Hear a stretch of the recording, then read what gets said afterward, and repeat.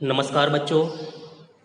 चलिए आज आज हम सभी क्लास 10th विषय हिंदी गद्य खंड का जो आपका 5वां चैप्टर है, एक कहानी यह भी, जिसको मन्नू भंडारी जी ने लिखा हुआ है, जिसकी लेखिका मन्नू भंडारी जी हैं। तो ये एक कहानी यह भी, चलिए इसका हम पहला पार्ट आज सुनेंगे और समझेंगे। जानते हैं कि ये एक कहानी यह भी, ये एक प्रकार की मन्नू भंडारी जी की आत्मकथा है। ये उन्होंने स्वयं अपने बारे में ही लिख दिया है, तो उनकी ये आत्मकथा है। तो प्रस्तुत आत्मकथा में लेखिका मन्नू भंडारी ने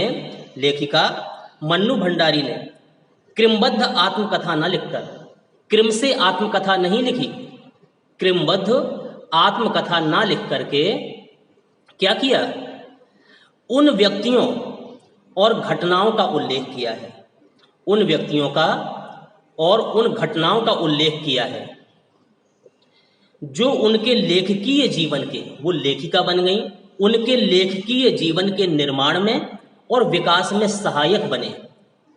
ठीक है ना। उनकी कुछ घटनाओं का उल्लेख उन्होंने अपनी इस आत्मकथा में, जिसका टाइटल लिया है एक कहानी यह भी, इसमें लिखा हुआ है। उन्होंने अपने पिताजी के बारे में लिखा, कॉलेज की प्राध्यापिका जो शीला अग्रवाल थी मन्नू भंडारी जी की, उनके बारे में, और उनके साथ साथ अपनी किशोरावस्था से जुड़ी हुई घटनाओं को भी लिखा है। उनकी किशोर अवस्था में कैसी कैसी घटनाएं घटित हुई, कौन कौन सी घटनाएं हुई, है कि नहीं, तो उनको भी लिखा है। शीला अग्रवाल ने तो उनके लेखकीय जीवन के निर्माण में महत्वपूर्ण भूमिका निभाई। शीला अग्रवाल जो प्राध्यापिका थी उनके कॉलेज की, उन्होंने तो उनके लेखकीय जीवन के निर्माण में, कि वो लेखिका बन सके, उसके निर्माण करने में महत्वपूर्ण भूमिका निभाई। यहाँ लेखिका ने पारिवारिक संबंधों में बंधी लड़की को अनेक पड़ावों से गुजरते हुए एक असाधारण क्रांतिकारी लड़के के रूप में प्रकट किया है। यहाँ पर मन्नू भंडारी जी ने पारिवारिक बंधनों में बंधी लड़की को अनेक पड़ावों से गुजरते हुए एक असाधारण क्रांतिकारी लड़की के रूप में प्रकट किया है, कि हम घरेलू होते हुए भी कैसे क्रांतिकारी बन गए, कैसे क्रांति की भावना हमारे हृदय में थी, घर में रहते हुए, परिवार में रहते हुए भी। लेखिका ने 1946 और 47 की आज़ादी की लड़ाई, जब 1946-47 में देश की आज़ादी के लिए लोग लड़ाई कर रहे थे अपने भारतवासी, तो उस समय देश की स्वाधीनता के लिए, देश की आज़ादी की लड़ाई के लिए, उस लड़ाई में उन्होंने बढ़ चढ़ के भाग लिया, बढ़ चढ़ के हिस्सा लिया। इसके द्वारा किए गए विरोध प्रदर्शन का उत्साह, उन्होंने उस समय कैसा प्रदर्शन किया, कैसा विरोध किया अंग्रेजों का, तो उनके द्वारा किए गए विरोध प्रदर्शन का उत्साह, संगठन क्षमता, कैसे संगठित करने की क्षमता लेखिका मन्नू भंडारी में थी, ये बड़ी अद्भुत थी। तो वो सारा स्वरूप, सारा वर्णन उन्होंने इस आत्मकथा में लिख दिया है, जिसका शीर्षक दे दिया है एक कहानी यह भी। अब आप इसको ध्यान से सुनिए और समझिए। सबसे पहले तो लेखिका मन्नू भंडारी स्वयं अपने बारे में बताती हुई कहती हैं कि जन्मी तो मध्य प्रदेश के भानपुरा गांव में थी, यानी कि मेरा जन्म मध्य प्रदेश में एक गांव है भानपुरा, तो भानपुरा में मैं जन्मी हुई थी, मेरा जन्म हुआ था। लेकिन मेरी यादों का सिलसिला शुरू होता है अजमेर के ब्रह्मपुरी मोहल्ले के उस 2 मंजिला मकान से, जिसकी ऊपरी मंजिल में पिताजी का साम्राज्य था, जहां वे निहायत अव्यवस्थित ढंग से फैली हुई या बिखरी हुई पुस्तकों, पत्रिकाओं और अखबारों के बीच या तो कुछ पढ़ते रहते थे या फिर डिक्टेशन देते रहते थे। लेखिका कहती है कि मैं जन्मी तो मध्य प्रदेश के भानपुरा गांव में थी, लेकिन वहां बचपन से ही, जब छोटी ही थी, तभी मैं कहाँ आ गई थी, अजमेर। तो मेरी यादों का सिलसिला, जब बच्चों की याददाश्त प्रारंभ होती है कि उनको याद रहने की क्षमता उनके अंदर विकसित हो गई, कि अब कोई चीज़ घटित हो तो उसको याद बनी रहे। छोटे छोटे बच्चों को तो कुछ याद नहीं रहता, तो वही कहती हैं वो लेखिका कि मैं जन्मी तो मध्य प्रदेश के भानपुरा गांव में थी, लेकिन मेरी यादों का सिलसिला, मुझे जो चीज़ें याद हैं बचपन की वो कहाँ से शुरू हुई, मुझे मेरी यादों का सिलसिला शुरू होता है अजमेर के ब्रह्मपुरी मोहल्ले के। अजमेर जो शहर है वहाँ एक मोहल्ला है ब्रह्मपुरी, उस ब्रह्मपुरी मोहल्ले के 2 मंजिला मकान से हमारे पिताजी एक 2 मंजिला मकान में रहते थे अजमेर में, वहीं से मेरी याददाश्त शुरू हुई, यादों का सिलसिला शुरू होता है 2 मंजिला मकान से, जिसकी ऊपरी मंजिल में, ऊपर वाली स्तर पर, ऊपर वाली मंजिल में कौन रहते थे, पिताजी का साम्राज्य था। पूरे ऊपर की मंजिल में पिताजी निवास करते थे, वहां रहते थे, ठीक है कि नहीं। वहां क्या क्या कार्य करते थे, वहां भी नियायत अव्यवस्थित ढंग से, कोई व्यवस्थित तरीके से नहीं, अव्यवस्थित ढंग से फैली बिखरी पुस्तकों में और पत्रिकाओं और अखबारों के बीच, पुस्तकें बिखरी रहती थी उनकी, पत्रिकाएं थे, अखबार थे, इनके बीच या तो कुछ पढ़ते रहते थे या डिक्टेशन देते रहते थे, कुछ भाषण इत्यादि देते रहते थे, है कि नहीं। कुछ समझते रहते थे, कुछ अपने आप में ही समझाते रहते थे अपने को। अच्छा, और नीचे के हिस्से में तो लेखिका ने ये तो बता दिया कि पिताजी कहाँ रहते थे, ऊपर, ऊपरी मंजिल में, और नीचे हम सब भाई बहनों के साथ रहती थी हमारी बेपढ़ी लिखी व्यक्तित्वहीन माँ। ऊपर पिताजी का साम्राज्य था और नीचे हम लोग रहा करते थे, जितने हम भाई बहन थे, हम सारे भाई बहन, और हमारी बेपढ़ी लिखी, जो अनपढ़ थी, पढ़ी लिखी नहीं थी, व्यक्तित्व विहीन, उनका कोई व्यक्तित्व नहीं समझते थे लोग, पिताजी उनको कुछ नहीं समझते थे, ऐसी व्यक्तित्व विहीन बिना पढ़ी लिखी माँ, और हम सभी भाई बहन नीचे रहते थे, ऊपर पिताजी रहते थे। अब आगे क्या लिखती हैं मन्नू भंडारी जी, सवेरे से शाम तक, देखिए माँ के बारे में पहले बता रही हैं, लेखिका ने अपनी माँ के बारे में बताया कि सवेरे से शाम तक हम सब की इच्छाओं, जो हम सब की इच्छाएं होती कि माँ हमें ये बनाइए, हमें ये काम है, ऐसा करना है, वैसा करना है, तो सवेरे से शाम तक हम सब की इच्छाओं और पिताजी की आज्ञाओं का पालन करने के लिए सदैव तत्पर। कैसी हमारी माँ थी कि पिताजी ने कोई आदेश दिया, उस कार्य के लिए वो तुरंत तत्पर हो जाती थी। हम बच्चों की जो इच्छा होती, उस इच्छा की पूर्ति के लिए तुरंत माँ लग जाती, तत्पर हो जाती। तो यही थी व्यक्तित्व विहीन माँ, बेपढ़ी लिखी माँ हमारे साथ रहती थी नीचे। सवेरे से शाम तक हम सबकी इच्छाओं की और पिताजी की आज्ञाओं का पालन करते रहने के लिए सदैव तत्पर रहती थी। अच्छा, अब लेखिका मन्नू भंडारी कहती हैं कि अजमेर से पहले, जब अजमेर हम लोग नहीं आए थे, हमारे पिताजी अजमेर में नहीं रहते थे, उससे पहले, अजमेर से पहले पिताजी कहाँ थे, इंदौर में रहते थे। अजमेर से पहले पिताजी इंदौर में थे, जहां उनकी बड़ी प्रतिष्ठा थी, लोग बड़ा मान सम्मान करते थे, प्रतिष्ठित व्यक्ति माने जाते थे, इंदौर में सम्मान था उनका, और वहां इंदौर में उनका नाम भी था, नाम था उनका। अब आगे क्या कहती है मन्नू भंडारी, कांग्रेस के साथ साथ, वो कांग्रेस पार्टी के सदस्य तो थे ही, कांग्रेस पार्टी में थे, लेकिन कांग्रेस के साथ साथ वे समाज सुधार के कार्यों में भी जुड़े रहते थे। जो समाज सुधार के कार्य, समाज में कोई कार्य हुआ करते थे, सामाजिक कार्य, धार्मिक कार्य, इन कार्यों में भी जुड़े रहते थे, बढ़ चढ़ करके हिस्सा लेते थे। तो कांग्रेस पार्टी से भी उनका जुड़ाव था और समाज सुधार के कार्यों में भी हिस्सा लेते थे, जुड़े रहते थे। शिक्षा के वे केवल उपदेश ही नहीं देते थे, बल्कि उन दिनों 8-8, 10-10 विद्यार्थियों को अपने घर रखकर पढ़ाया है उन्होंने।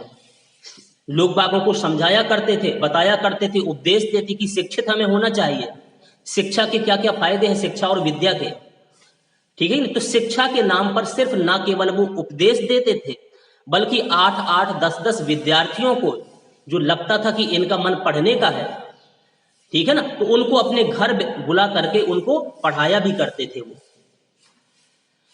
जिनमें से कई तो बाद में ऊंचे ऊंचे ओहदों पर भी पहुंच गए। उनके पढ़ाए हुए बच्चे, उनके पढ़ाए हुए लड़के बाद में कई ऊंचे ऊंचे पद पर भी पहुंच गए, ऊंचे ऊंचे ओहदे पर भी पहुंच गए थे, ठीक है ना। तो ये उनकी खुशहाली के दिन थे, जब तक इंदौर में रहे बड़ी खुशहाली के दिन रहे हमारे पिताजी के, हम लोगों के खुशहाली के दिन थे उनके। उन दिनों उनकी दरिया दिली के चर्चे भी कम नहीं थे, सारे शहर में उनकी चर्चाएं हुआ करती थी हमारे पिताजी की, है कि नहीं। एक और वे बेहद कोमल, और संवेदनशील व्यक्ति थे। एक तरफ तो दोनों प्रकार के स्वभाव थे हमारे पिताजी के, एक तरफ तो अत्यंत कोमल स्वभाव के थे और संवेदनशील व्यक्ति थे। थोड़ी सी दिक्कत परेशानी किसी की देख करके उनका हृदय भी दुखी हो जाता था, उसको दूर करने का उपाय सोचा करते थे। तो ऐसे कोमल और संवेदनशील व्यक्तित्व वाले पिताजी थे हमारे।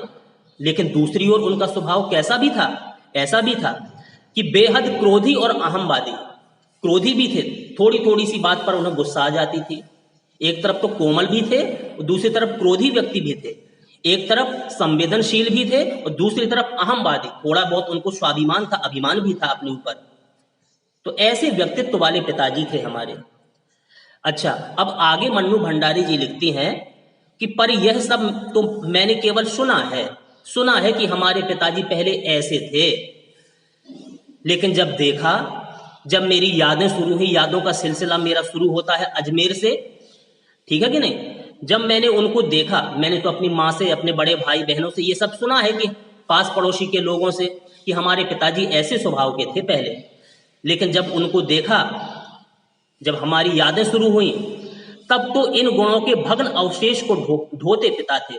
सिर्फ जो पुराने उनके संस्कार थे, पुराने उनके गुण थे, उनके भग्न अवशेषों को समझो ढो रहे हो और कुछ नहीं, ठीक है। भग्न अवशेष, टूटे हुए खंडहर को ढोते हुए महसूस हमें लगते थे हमारे पिताजी। एक बहुत बड़े, आखिर ऐसा क्या हुआ कि इंदौर छोड़ना पड़ा उन्हें।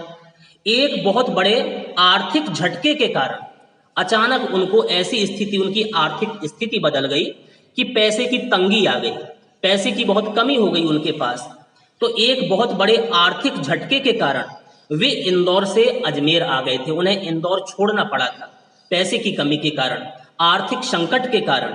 ऐसा उनका जीवन थोड़ा बदला, ठीक है कि नहीं, कि आर्थिक स्थिति के कारण, आर्थिक झटके के कारण उन्हें इंदौर शहर छोड़ करके अजमेर आना पड़ा, जहां उन्होंने अपने अकेले के बलबूते पर और हौसले से, अब कोई इनका साथ देने वाला यहां नहीं था, कहां पर, अजमेर में, जहां नए नए शहर में आए, तो अपने अकेले के बलबूते पर इन्होंने क्या किया और हौसले से अंग्रेजी, हिंदी शब्दकोश के अधूरे काम को आगे बढ़ाना शुरू किया। कि जो मैं इंदौर में हिंदी अंग्रेजी शब्दकोश, जो विषयवार हम पढ़ाई करते थे, बनाया करते थे, निर्माण करते थे, अंग्रेजी और हिंदी शब्दकोश तैयार किया करते थे, जो अधूरा काम हमारा इंदौर का रह गया है, उस अधूरे काम को हम यहाँ रह करके बढ़ाएंगे। तो हिंदी अंग्रेजी शब्दकोश के अधूरे काम को यहाँ पर बढ़ाना उन्होंने शुरू किया अजमेर में। तो अपनी तरह का पहला और अकेला शब्दकोश था, उन्होंने ऐसा शब्दकोश तैयार किया हिंदी और अंग्रेजी का, जो अपने आप में अकेला शब्दकोश था, पहला शब्दकोश ऐसा उन्होंने तैयार किया, बनाया। इससे जब उनके बनाए हुए इस हिंदी और अंग्रेजी शब्दकोश को लोगों ने सुना, पढ़ा, समझा, तो उन्हें यहाँ पर यानी कि अजमेर में भी काफी उन्हें उनका यश हो गया, काफी उनकी कीर्ति, उनके चर्चे फैल गए। तो उन्हें यहाँ पर यश और प्रतिष्ठा तो बहुत दी इस शब्दकोश ने, बहुत यश, उनका मान सम्मान हुआ, प्रतिष्ठा भी उनकी बढ़ गई, पर अर्थ नहीं, धन नहीं कमा पाए वो, पैसा उनके पास नहीं आ पाया। और शायद गिरती आर्थिक स्थिति ने ही, लगातार निरंतर आर्थिक स्थिति उनकी गिरती रही, पैसे की तंगी आती रही, ठीक है। और जानते हैं कि बिना पैसे के कुछ नहीं होता है आज के समय में। तो उनकी प्रतिष्ठा तो यहां भी बढ़ गई, लेकिन पैसा उन्होंने नहीं कमा पाया। तो लगातार गिरती हुई आर्थिक स्थिति ने भी उनके व्यक्तित्व के सारे सकारात्मक पहलुओं को निचोड़ना शुरू कर दिया। जो वो सोचते थे सकारात्मक, अब सोचते थे कि पैसा नहीं है तो हम क्या करेंगे। तो जो भी उनके सकारात्मक पहलू थे, वो सोचा करते थे कि हम ऐसा करेंगे, वैसा करेंगे। तो इन सब कार्यों को आर्थिक स्थिति ने निचोड़ना शुरू कर दिया, पैसे की कमी ने, कुछ नहीं कर पाए आगे।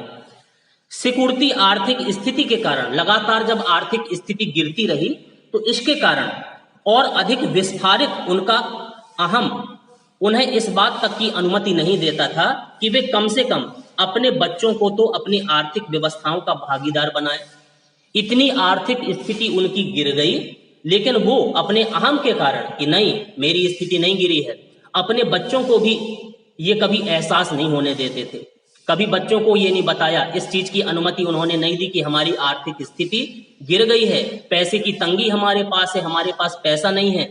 ठीक है ना। इन व्यवस्थाएं, जो व्यवस्थाओं से वो घिर रहे थे, जूझ रहे थे, बच्चों को कभी उन्होंने भागीदार इस चीज का नहीं बनाया, क्योंकि बच्चे अपने मन में ऐसी गिलानी पैदा न कर दें कि हमारे पिताजी के पास कुछ नहीं है, पैसे भी नहीं है। तो ये बातें उन्होंने अपने बच्चों को नहीं बताई। चलिए, वही पुरानी, जो पुरानी नवाबी आदतें थी पिताजी की, लेखिका कह रही वही नवाबी आदतें उनकी बनी रही। अधूरी महत्वाकांक्षाएं, इच्छाएं तो थी कि हम ऐसा करेंगे वैसा करेंगे, लेकिन वो अधूरी थी, पूरी नहीं हो पा रही थी पैसे की कमी के कारण। हमेशा शीर्ष पर, शीर्ष माने होता है ऊंचाई पर, तो हमेशा शीर्ष पर रहने के बाद, कि हमेशा कितने ऊंचे स्थान पर रहे, कितना लोग मान सम्मान करते थे, तो हमेशा शीर्ष में रहने के बाद हाशिए पर सरकते चले जाने की यातना क्रोध बन करके, अब जैसे कोई बहुत ऊंचे पद पर रहा हो, अच्छी स्थिति रही हो, अचानक गिर जाए, बिल्कुल निम्न स्तर पर आ जाए इंसान, तो थोड़ी चिड़चिड़ापन, गुस्सापन भी उसको आ जाता है, थोड़ी थोड़ी सी बातों पर वो चिड़चिड़ा हो जाता है इंसान। तो ऐसी ही बातें कि जब एक समय वो बिल्कुल शीर्ष पर थे, उच्च स्थान पर थे, और धीरे धीरे खिसकते हुए हाशिए पर सरकते चले गए, बिल्कुल निम्न स्तर पर आ गए। तो ये यातना क्रोध बनकर हमेशा माँ को कपकपाती, थरथराती रहती थी। यानी कि कभी कुछ माँ कह देती तो थोड़ी थोड़ी सी बात पर वो चिढ़ जाते थे पिताजी, गुस्सा उतार देते थे माँ पर, चिल्ला देते थे। तो ऐसे स्वभाव के हमारे पिताजी हो गए थे। अपने के हाथों, अच्छा, आर्थिक स्थिति ऐसी क्यों गिरी इनकी? इनके परिवारी जनों ने, जिनको ये अपना सगा समझते थे, तो अपनों के हाथों विश्वासघात की जाने की गहरी चोटें होंगी इन्हें, कि अपनों ने ही हमें धोखा दे दिया, हमें हमारे साथियों ने, हमारे परिवार के लोगों ने ही हमको धोखा दे दिया। जिन्होंने आंख मूंदकर सबका विश्वास किया था, आंख मूंदकर सबका विश्वास करने वाले पिताजी को बाद के दिनों में इतना शक्की बना दिया कि जिन व्यक्तियों को ये अपना समझते थे, जिन परिवार के लोगों को अपना सगा समझते थे, एक दिन उन्होंने ही इनको संकट में डाल दिया, इनके साथ धोखा कर दिया। तो इतने अच्छे स्वभाव वाले जो हमारे पिताजी थे, अब इस समय, जिस समय हमें ये पाठ लिख रहे हैं, वो शक्की स्वभाव के हो गए थे, बिल्कुल शक्की बना दिया था हमारे पिताजी को। तब हम लोग भी उनकी चपेट में आ जाते थे। ठीक है ना, कभी कभी हम भी कुछ कहते तो हो सकता हम बच्चों पर भी हमारे पिताजी गुस्सा उतार देते, चिल्ला देते, नाराज हो जाते, बिल्कुल शकी स्वभाव के हमारे पिताजी हो गए थे। ठीक, अब आगे मन्नू भंडारी जी कहती हैं कि यह पितृ गाथा, पिताजी की गाथा, अभी मैंने माँ के बारे में बताया, पिता के बारे में भी बता दिया। यह पितृ गाथा मैं इसलिए नहीं गा रही हूं, इसलिए नहीं सुना रही हूं सबको कि मैं अपने माता पिता के बारे में जताना चाहती हूं। मैं यह पितृ गाथा इसलिए नहीं गा रही कि मुझे उनका गौरव गान करना है कि नहीं, उनके बारे में समाज को बताना है, बल्कि मैं तो यह देखना चाहती हूं, लेखिका कह रही, मैं यह देखना चाहती हूं कि उनके व्यक्तित्व की, जो उनके अंदर व्यक्तित्व था, उनके व्यक्तित्व की कौन सी खूबी और कौन सी खामियां मेरे व्यक्तित्व के ताने बाने में गुथी हुई हैं। ठीक है कि नहीं, उनके कौन कौन से गुण मुझ में आ गए हैं, पिताजी के गुण, है कि नहीं, कौन कौन सी अच्छाइयां, खूबियां, कौन सी कमियां मेरे व्यक्तित्व के ताने बाने में गुथ गई हैं। मैं तो वो तलाश रही हूँ, वो ढूंढ रही हूँ कि पिताजी के कौन से गुण मुझ में आए, उनकी कौन सी कड़ी कमियां मुझ में आ गई हैं, कि अनजाने अनचाहे किए उनके व्यवहार ने मेरे भीतर किन ग्रंथियों को जन्म दे दिया। जब मैं पिताजी का ऐसा स्वभाव देखती थी, ठीक है, तो उनके इस स्वभाव को देख करके, उनके चिड़चिड़ेपन को देख करके, लगातार वो हम लोगों पर गुस्सा, नाराज होते रहते थे, ये सब देख करके मेरे व्यवहार में कौन सी ग्रंथियों ने जन्म ले लिया, मैं तो ये तलाश रही हूं, लेखिका मन्नू भंडारी कहती हैं।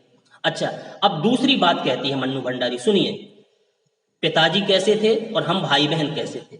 मैं काली हूं, थोड़ी मन्नू भंडारी जी का रंग काला था, काले कलर की थी ये। बचपन में मैं बिल्कुल, जब मेरा बचपन था, मैं छोटी थी, तो बिल्कुल दुबली, कमजोर थी और मरियल सी, कि ये लड़की मर जाएगी, ऐसा समझते थे लोग बाग, कि ज्यादा दिन जिंदा नहीं रहेगी लड़की। बिल्कुल एक तो काली थी रंग से और मरियल थी, बिल्कुल कमजोर, दुबली पतली थी, और गोरा रंग पिताजी की कमजोरी थी। सो बचपन में मुझसे 2 साल बड़ी, खूब गोरी, स्वस्थ और हंसमुख बहन सुशीला से हर बात में तुलना और फिर उसकी प्रशंसा ने ही क्या मेरे भीतर ऐसे गहरे हीन भाव की ग्रंथि पैदा नहीं कर दी। ठीक है कि नहीं, बचपन में ही हमारी जो बड़ी बहन थी शीला, वो बहुत गोरी थी, सुंदर थी, स्वस्थ थी, और मैं बिल्कुल थी काली, दुबली, मरियल। तो बात बात पर उसकी तारीफ किया करते थे पिताजी, उसकी तारीफ करते थे, उसकी तुलना मुझसे करते थे, मेरी तुलना करते थे उससे कि तुम बताओ उसके बराबर की हो सकती हो। ठीक है ना। तो गोरा रंग पिताजी की कमजोरी थी। बचपन में मुझसे 2 साल बड़ी मेरी जो बहन थी खूब गोरी थी, वो स्वस्थ थी, हंसमुख थी। मेरी बहन का नाम था सुशीला। सुशीला मेरी बहन थी। तो हर बात में तुलना करते थे मुझसे और उसकी, और फिर उसकी प्रशंसा नहीं, उसकी प्रशंसा लगातार करते रहते थे मेरे पिताजी। मेरी प्रशंसा को उन्होंने की ही नहीं। तो क्या मेरे भीतर ऐसे गहरे हीन भाव की ग्रंथि पैदा नहीं कर दी? तो मेरे अंदर एक शुरुआत से ही एक हीन भावना की ग्रंथि कि मैं बेकार लड़की हूं, गोरा रंग सबको अच्छा लगता है, मैं तो काली हूं, मेरी बहन स्वस्थ है, मैं तो बिल्कुल दुबली मरियल सी हूं, तो लोग बाग मुझे अच्छी दृष्टि से नहीं देखते हैं। तो इस प्रकार के रंग रूप ने भी, उसके स्वास्थ्य ने भी एक हीन भावना बचपन में ही मन्नू भंडारी के मन में डाल दी। नाम, सम्मान और प्रतिष्ठा पाने के बावजूद मैं बड़ी हो गई, पढ़ लिख गई, लेखिका भी बन गई, कई प्रकार की कहानी, निबंध, आत्मकथा इत्यादि लिखने लगी। तो ये सब होने के बावजूद भी मैंने नाम पैदा कर लिया, सम्मान भी पैदा कर लिया और प्रतिष्ठा भी प्राप्त कर ली। तो ये सब प्राप्त करने के बावजूद आज तक मैं उससे उबर नहीं पाई। आज जब वो मैं पुरानी बचपन की बातें याद करती हूँ कि मुझे लोग कैसे कहते थे ये काली है, मेरी बहन से तुलना होती थी, है कि नहीं, तो मैं इस चीज को भूल नहीं पाती हूँ। मुझे बड़ा कष्ट होता है कि समाज में सिर्फ रंग रूप ही सब कुछ है, उसकी क्वालिटी कुछ नहीं है। ठीक है कि नहीं। ये ऊपरी चकाचौंध है, ऊपरी चमक तो सिर्फ 4 दिन की रहती है। वास्तव में मनुष्य के वास्तविक गुण होते हैं उसके अंदर के संस्कार, उसकी कितनी अच्छाइयां हैं, कौन कौन सी उसके अंदर क्वालिटी है, ये है वास्तविक सुंदरता। तो यही तो, लेकिन मैं उन चीजों से आज तक मैं उबर नहीं पाई। ये हीन भावना मेरे मन में बनी रही। आज भी परिचय करवाते समय जब कोई कुछ विशेषता लगाकर मेरी लेखकीय उपलब्धियों का जिक्र करने लगता है, मेरी जब कोई कहानी पढ़ता है, आत्मकथा पढ़ता है, रचनाएं पढ़ता है, लेख पढ़ता है, तो कई नई उपलब्धि लगा देती है, ये किसने लिखी है, बड़ा मान सम्मान के साथ मेरा नाम उच्चारण किया जाता है। आज जब मैं लेखिका बन गई हूं, जब मेरा सम्मान के साथ नाम लिया जाता है, उस समय जब मैं सुनती हूं कि मेरा कितना सम्मान हो रहा है, तो उस समय मुझे विशेष अच्छा नहीं लगता है। मैं संकोच से सिमट जाती हूँ, बल्कि गड़ने गड़ने को हो जाती हूँ कि मैं काली कलूटी मरियल, कैसा लोग कहते थे मुझे पहले, बताओ मेरा मान सम्मान कैसे हो सकता है। तो वो भी मुझे अच्छा नहीं लगता है सुनने में, क्योंकि वो हीन भावना बचपन से ही मेरे मन में भर गई है। शायद अचेतन की किसी परत के नीचे दबी इसी हीन भावना के चलते मैं अपनी किसी उपलब्धि पर भरोसा नहीं कर पाती कि ये रचना मैंने कर दी है। वो ऐसी हीन भावना है कि मैं अच्छी अच्छी कविताएं, लेख, निबंध सब कुछ लिखती हूँ, लेकिन मैं उससे उबर नहीं पाई। मुझे भरोसा नहीं होता है अपनी उपलब्धि पर कि ये मैंने ऐसा कर दिखाया, मैंने ऐसा लिख दिया। सब कुछ मुझे तुक्का ही लगता है कि मेरे मन में जो आया मैंने तुक्का मार करके बस लिख दिया। मैं तो हीन भावना से दबी हुई काली कलूटी लड़की हूँ, दुबली मरियल लड़की हूँ, मैं क्या कर सकती हूँ। पिताजी के जिस सख्ती स्वभाव पर मैं कभी भन्ना भन्ना जाती थी बचपन में, उनके सखी स्वभाव को देख करके, उनके चिड़चिड़ेपन स्वभाव को देख करके कभी कभी मैं गुस्सा हो जाती थी, भन्ना सी जाती थी। आज एकाएक अपने खंडित विश्वासों की व्यथा के नीचे मुझे उनके सख्ती स्वभाव की झलक ही दिखाई देती है। बहुत अपनों के हाथों विश्वासघात की गहरी व्यथा ने उपजा उनका शक, यानी कि आखिर हमारे पिताजी ऐसे क्यों हो गए थे, क्यों सखी स्वभाव के हो गए थे, क्योंकि अपनों के हाथों ही उन्हें धोखा मिला। तो अपनों के हाथों ही विश्वासघात की गहरी व्यथा ने उनके शक को उपजाया था, उत्पन्न कर दिया था। होश संभालने के बाद से ही जिन पिताजी से किसी न किसी बात पर हमेशा मेरी टक्कर चलती रहती, जब मैं बड़ी हुई, थोड़ी बड़ी, होश संभाला, जब मेरी यादों का सिलसिला शुरू हुआ, तो मेरी बात बात पर पिताजी से टक्कर हो जाया करती थी। वो कुछ कहते थे, मैं भी उनसे बहस कर जाती थी, मुझे अगर उनकी बात अच्छी नहीं लगती थी, क्योंकि वो बात बात पर डांटते थे, चिल्लाते थे, ऐसा सखी स्वभाव था उनका। तो मेरी अक्सर टक्कर होती रहती थी पिताजी से, मेरी पटती नहीं थी। वे तो ना जाने कितने रूपों में मुझ में है, कितने रूपों में मुझ में आज समाये हैं, क्योंकि माता पिता के गुण ही बच्चों में आते हैं। कई गुण उनके मेरे अंदर हैं, कई कुंठाओं के रूप में मेरे अंदर कुंठित भाव पैदा हुआ। तो मैं अपने जब कुंठित भाव को देखती हूँ तो फिर मुझे पिताजी की याद आ जाती है कि ये स्वभाव, ये कुंठित भाव भी मुझे पिताजी की देन है। कहीं प्रतिक्रिया के रूप में कि कोई ने ऐसा किया तो उसकी प्रतिक्रिया करना, नहीं ऐसा होना चाहिए, प्रतिक्रिया के रूप में, तो कहीं प्रतिच्छाया के रूप में। केवल बाहरी भिन्नता के आधार पर अपनी परंपरा और पीढ़ियों को नकारने वालों को क्या सचमुच इस बात का बिल्कुल एहसास नहीं होता है कि उनका आसन्न अतीत, आसन्न माने जो समीप है, और अतीत जो बीत चुका है, किस कदर उनके भीतर जड़ जमाए बैठा है। वर्तमान भी उनके सामने है और बीता हुआ समय भी उनके सामने है। समय का प्रवाह है, समय निरंतर परिवर्तित होता रहता है, बदलता रहता है। तो समय के प्रवाह के कारण भले ही हमें दूसरी दिशाओं में बढ़ा करके वो समय ले जाए, दूसरी दिशाओं में ले जाए, लेकिन स्थितियों का दबाव भले ही हमारा रूप बदल दे, स्थितियों का दबाव भले ही हमारा रूप बदल दे, हमें पूरी तरह उससे मुक्त तो नहीं कर सकता। जो पुरानी हीन भावनाएं अंदर पहुंची हुई हैं, जैसे कोई आपको कभी कुछ कह दे, है ना, भले फिर वो आपको आपका पक्का दोस्त बन जाए, लेकिन उसने आपके साथ कभी कोई गलत व्यवहार किया हो, गलत आचरण किया हो, तो उसकी वो बात भुलाई नहीं भूलती है। ठीक है कि नहीं? जैसे कहते हैं कि प्रेम करने वालों में दो पक्के मित्र हैं, अगर कभी उनमें गाली गलौच हो गई, कोई ने एक दूसरे की मारपीट, बुरा कर्म एक के साथ कर दिया, भले वो बाद में फिर से पक्के दोस्त बन जाए, लेकिन वो हल्की सी गांठ पड़ी रहती है कि इसने हमारे साथ ऐसा किया था। ठीक है ना, उससे मुक्त नहीं हो पाता है। अब आगे लेखिका क्या कहती हैं? अभी हमने पिताजी के व्यक्तित्व के बारे में बताया, पिताजी के व्यक्तित्व के बारे में बता दिया आपको कैसे पिताजी थे हमारे। अब आगे लेखिका मन्नू भंडारी कहते हैं पिता के ठीक विपरीत, पिताजी तो सखी स्वभाव के, क्रोधी स्वभाव के थे, लेकिन इसके विपरीत हमारी पढ़ी लिखी माँ, जो बिना पढ़ी लिखी थी, जो स्कूल का कभी दर्शन नहीं किया था, वो बेपढ़ी लिखी माँ धरती से कुछ ज्यादा ही धैर्य और सहनशील थी। ठीक है कि नहीं? धैर्यशाली थी बहुत, चाहे उनको कोई कुछ भी कहता रहे, बुरा भला कुछ भी कहे, है कि नहीं, सब कुछ सहन करती रहती थी। इतनी सहन शक्ति जैसे धरती माता में होती है, इस धरती माता को हम काटते हैं, पीटते हैं, चाहे जो कुछ धरती माता में कृत्य करते रहे हम, लेकिन ये धरती माँ हमेशा सब कुछ सहन करती रहती है। सहती है कि नहीं? तो जैसे धरती की सहने की शक्ति होती है, तो धरती से भी कुछ ज्यादा लगता था कि जैसे हमारी माँ धैर्यशाली हो, धीरज को धारण करने वाली हो, और इतनी ज्यादा उनके अंदर सहन शक्ति भी हो जैसी धरती में होती है। पिताजी क्या करते थे?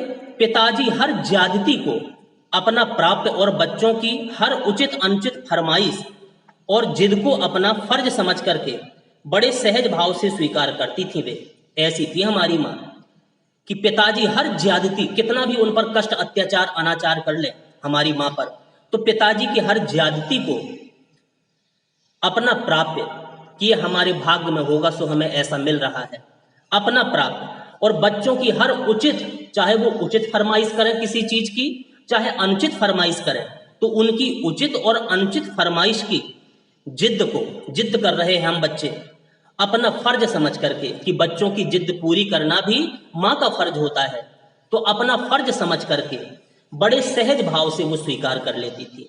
बड़े ही आसान तरीके से हमारी सब जिद्दों को हमारी माँ मानती थी।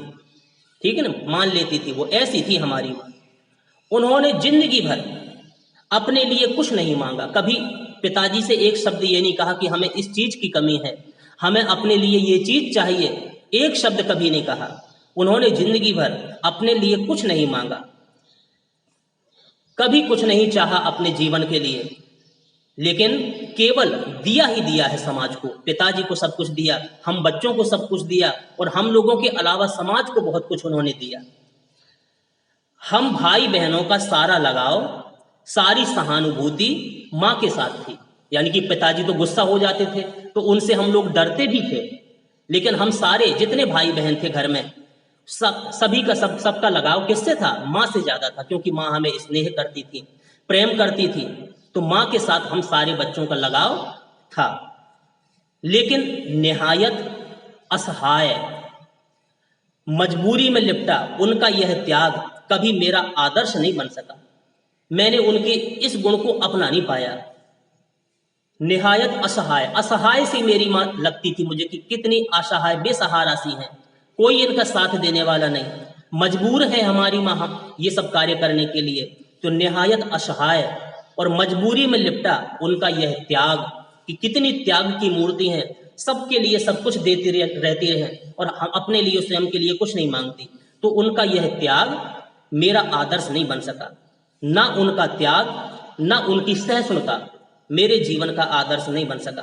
खैर, लेखक यानी खैर जो भी हो, अब यह पैतृक पुराण, पैतृक यानी कि माता पिता के बारे में, उनकी विशेषताओं के बारे में, उनकी कमियों के बारे में जो पैतृक पुराण मैंने आपको सुनाया, चलो अब इसको यहीं पर समाप्त करके अब मैं अपने पर लौटती हूँ।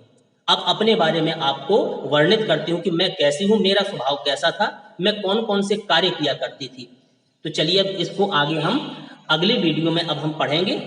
अभी ये एक टॉपिक जो अभी हमने बताया, ठीक है ना, तो ये आप ध्यान से पढ़ते रहिए, समझते रहिए और सुनते रहिए, ठीक है। तो इस वीडियो को अब हम यहीं समाप्त करते हैं। ये मन्नू भंडारी जी का लिखा एक कहानी, यह भी इसका पहला पार्ट हुआ। दूसरे पार्ट का अध्ययन हम अगले वीडियो में कल करेंगे। तो अब इसको हम यहीं समाप्त करते हैं। धन्यवाद।